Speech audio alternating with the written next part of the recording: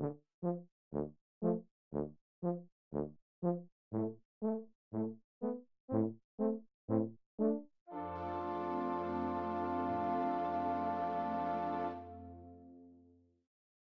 I was 10 years old, I wanted to be a ballerina. Point guard for the New York Knicks. I was on a path to music.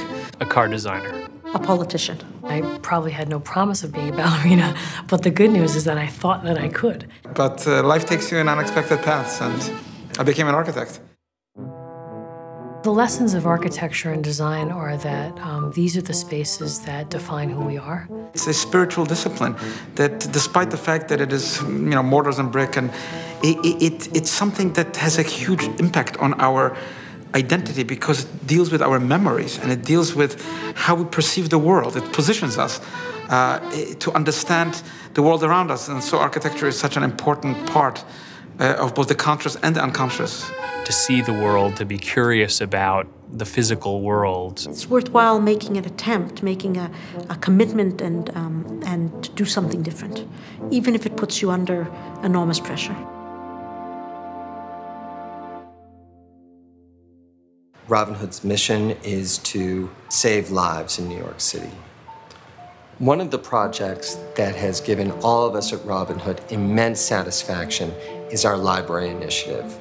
We've built 62 libraries across this city, providing tens of thousands of children with opportunities to learn, because we all know you can learn your way out of poverty.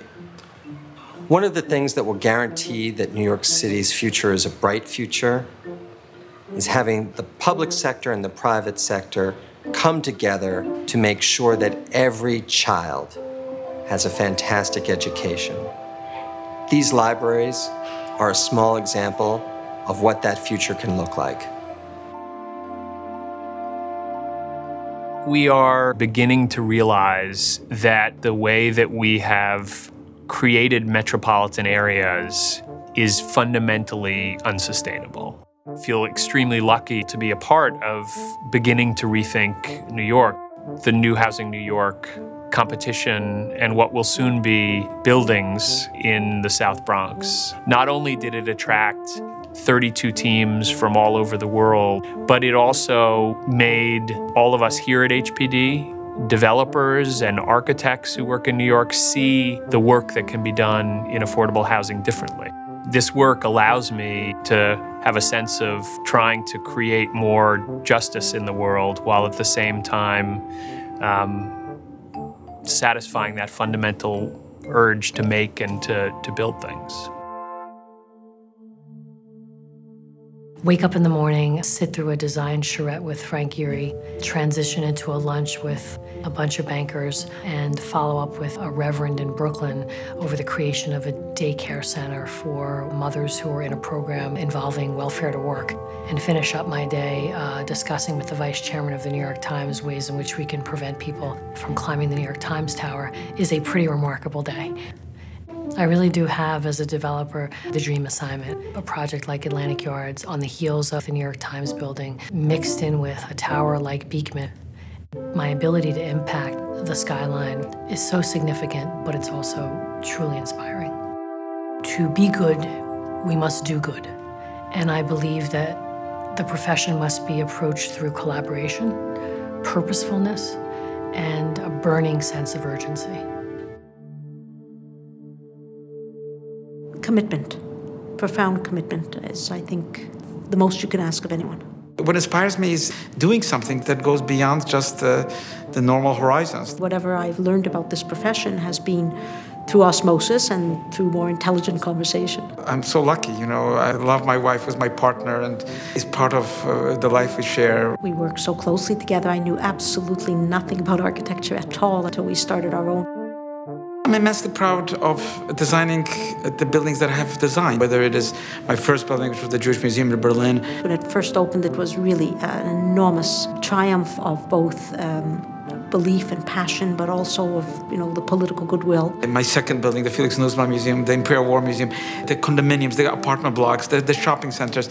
I'm proud of it because I hope that in some way it contributes to a better life, a more meaningful life. You have to be open-minded. You have to appreciate the dreams of others. You have to relinquish the kind of control that often is connected with authoritarian systems.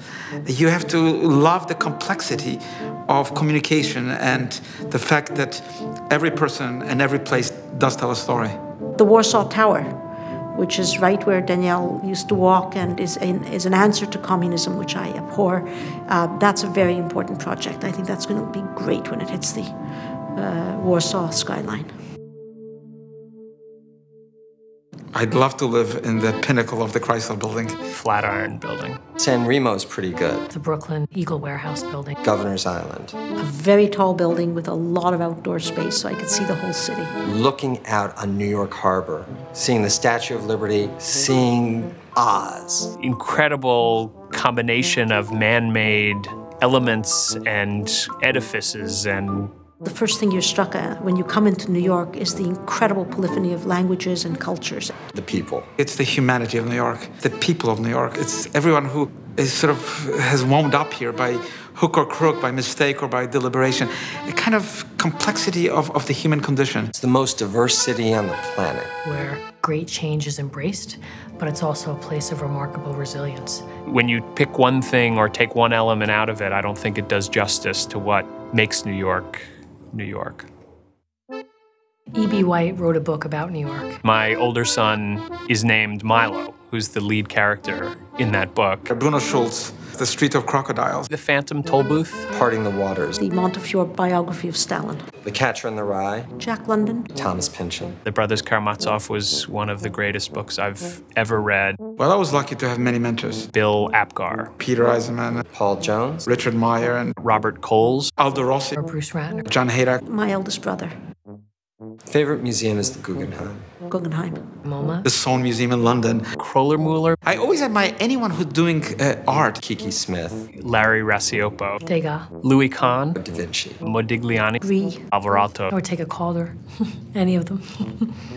My splash of bad taste. Some of the music I listen to, my children and my husband would both tell me it's really in bad taste. I had disco 1980s hair, Gilda Radner, Rosanna Dana hair. If you don't tell my wife, I'm a vegetarian, so I wear rubber shoes. Dunkin' Donuts on the corner with my little boys early on Saturday mornings when we can't be discovered. If I have any bad taste, it should be eliminated. Somebody should tell me about it.